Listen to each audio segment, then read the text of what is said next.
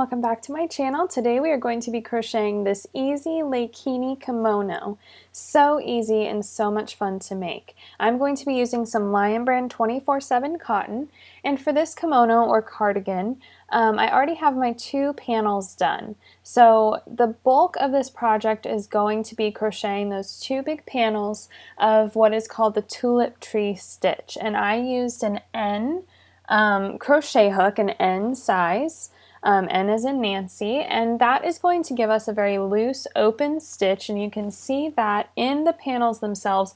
You can see the white table through the fabric, and that's going to give us this nice open airy weave in our kimono or cardigan. You're also going to need some scissors and a nice good tapestry needle. And now we're ready to kind of assemble this thing together. So I have my 2 panels here ready to go and ready to be seamed up. And this is a little bit different than the Lana kimono that you might have seen on my channel before, because in the Lana kimono you work long ways back and forth for your panels. And for this one, the Laikini, we're going to be working back and forth along the short side and kind of work this way across the long side of the panel. The sizing of these panels is going to be pretty similar to the Lana. So if you did make the Lana or you've seen before how we assembled it on my channel a couple of videos back, then this should be pretty easy. I did change a couple of things. The stitch is a little bit more intricate here on the Laikini, and we have a couple of rows of single crochet at the beginning and end of each panel, and then we have the tulip tree stitch, but don't let that scare you. It's just a series of double crochets and chain stitches, so if you can do basic crochet stitches, you should be just fine to go ahead and make this Laikini, and I'm going to show you exactly how we seam it up to assemble it. Now, if you wanted to add any length or width and change the sizing here, I have here in the example the original sizing, but I do also have instructions in a pattern for a tall and curvy sizing over on my blog, and the link is in my description box below for that. So go ahead and follow that link, follow the pattern for either original or tall and curvy, and make up your 2 panels. If you want to adjust it at all, you can change the number of chain stitches. Just make sure you're changing it by a multiple of 4.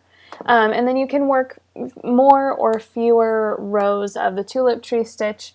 Just make sure that you have those single crochets at the beginning and end of each panel. So going ahead and getting started, we're going to sew up about half of this back seam. So we're going to put these 2 pieces together, and we're going to sew up just halfway down one of the long sides. You need to make sure that you're matching up the foundation chain with the foundation chain of the other panel, so make sure you look at whether you have the first row or the last row of your panel matching up together. So you want to make sure that everything is lining up the same way on both sides and everything is nice and symmetrical. That's going to affect how the kimono or cardigan lays a little bit later on. You don't want things lopsided because you didn't match up like sides with like sides. So going ahead, once we make sure that both of those ends are lined up symmetrically and everything's going to lay nicely, we're going to just go ahead and double up these 2 panels. So basically we're going to lay one on top of the other. And the other thing that we need to make sure of is that our little fan shapes from the tulip tree stitch are all facing the same way. So the last thing you would want is your tulip tree stitches to be kind of facing opposite ways.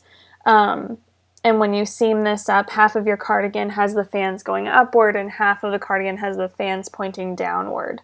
So make sure that you're matching up the curve of the fan shape, and when you look at this a bit more closely in person, you'll see what I'm talking about. It's a bit difficult to see on this wide angle view, but go ahead and double up these pieces. So again, just double and triple checking that everything is going to line up nicely, because once we stitch this down, it's really difficult to undo. So we can see here that the fan shape on our first panel is curving this way. We're going to put the fan shapes on the second panel curving the same way. We're going to line everything up. And once everything is kind of laying on top of each other kind of seamlessly, we're going to take a very long piece of scrap yarn, plenty long enough, a couple of meters, create a knot in the end of your yarn, and we're just going to sew about halfway. So we don't need to go all the way across here. We're just going to go about halfway. If you wanted to sew further along, that's going to make the front shorter and the back longer. So if you wanted kind of a high-low effect, you could sew a bit further than halfway, maybe 2/3 or 3/4 of the way, but that's going to give you a pretty dramatic looking difference. And I prefer to just sew halfway and everything lays really nicely. So go ahead and bring up your needle through one of the pieces and catch that knot at the back. I have plenty extra slack yarn here in my piece that I'm sewing with. You don't need this much, but I wanted to be absolutely sure I wouldn't run out, and I had plenty extra in my skein. So I'm just going to start sewing. I'm using a whip stitch. You can use a mattress stitch, and that will give you a little bit of a more flat laying seam, but I'm going to be turning mine inside out, and I'll show you that when we move on to the sleeve here in a couple of minutes. But really, it's when this kimono is worn once or twice, that seam is going to kind of stretch and lay nicely and not be bulky at all. If you look at all of the photos on my blog, you can't really see the back seam very clearly, so don't worry about that too much. I like the whip stitch. It's a little bit easier, especially for crochet beginners. So we've gone ahead and brought our needle up through one side, down through the other side, and now we're just going to whip stitch around. And the reason it's called a whip stitch is because you're not sewing back and forth, up and down.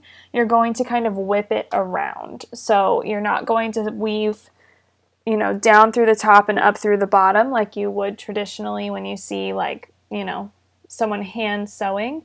You're going to whip around. So you're going to go from the front to the back, front to the back. And you can see here, if you watch closely, how I'm doing this.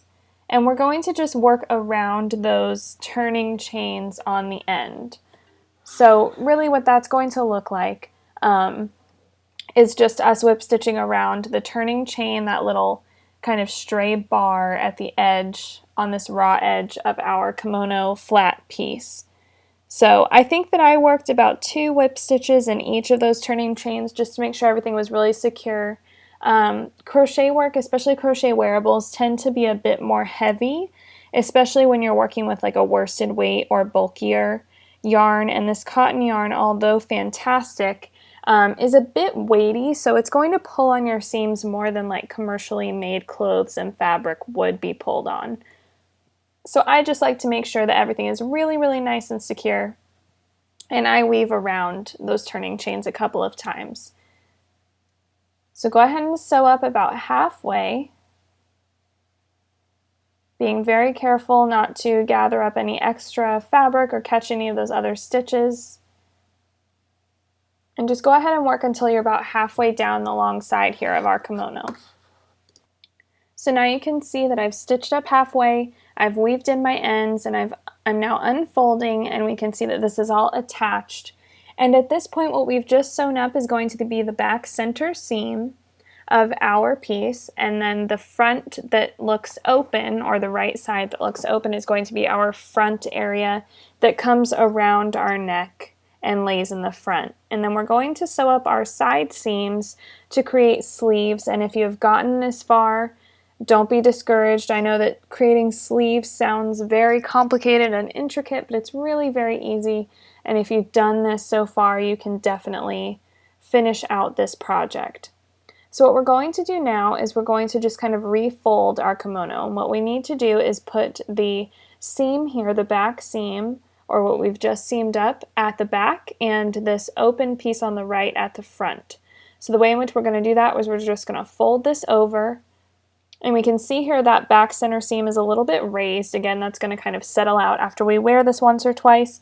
But the way that I'm going to sew this up, just so that my seams don't show and stick out, I've folded this over so that that seam is up facing me.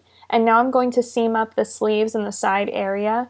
And the way that I'm doing this with that seam facing me, I'm going to turn it inside out later, and that's going to hide all of those seams. So go ahead and make sure that if you are using a whip stitch, that back seam is facing up when you fold this over. And now we've kind of lined up the edges. We can see here that our open piece is on the front, and that's under the center seam, and that's running right down the middle.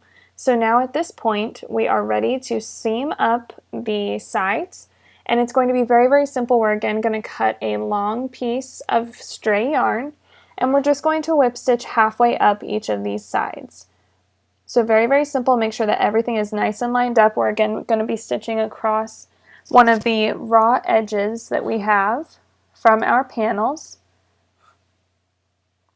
Very, very easy. Just make sure that everything is lined up nicely. You don't want any snags or bunches, and that's going to cause some puckering that's really not flattering and not what we want.